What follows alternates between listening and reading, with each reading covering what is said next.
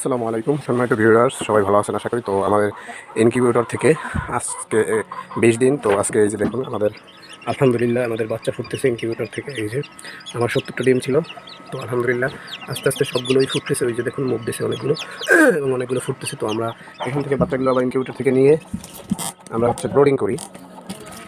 আপনাদেরকে দেখাচ্ছি। তো আমরা এখান থেকে নিয়ে এসে এই যে দেখুন আমরা এখানে আবার বাচ্চাগুলো ইনকিউবেটর থেকে এখানে এসে নিয়ে এখানে রেখে ব্রোডিং করি। ওই যে দেখুন আমরা কিছু বাচ্চা আনছি আর বাকিগুলো আনবো আস্তে আস্তে ধীরে ধীরে।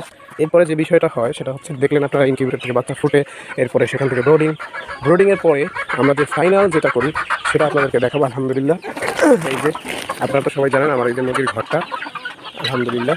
তো এই যে ব্রোডিংয়ের পরে যেটা হয় সেটা হলো এই যে বুম, এগুলো সব ইনকিউবেটরের ফোটা ব্রোডিংয়ের বাচ্চা দেখুন। তো এই যে আলহামদুলিল্লাহ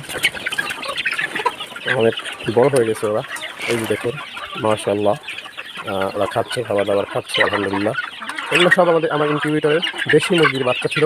ওদেরকে ব্রোডিং করে এরপরে আলহামদুলিল্লাহ এখানে নিয়ে আসছি এবং ওরা আদার খাচ্ছে, দেখুন খাবার খাচ্ছে এবং মাশাআল্লাহ আস্তে আস্তে ধীরে ধীরে বড় হচ্ছে, ডিম পাচ্ছে। আলহামদুলিল্লাহ এভাবেই আগাচ্ছি। ধন্যবাদ সবাইকে।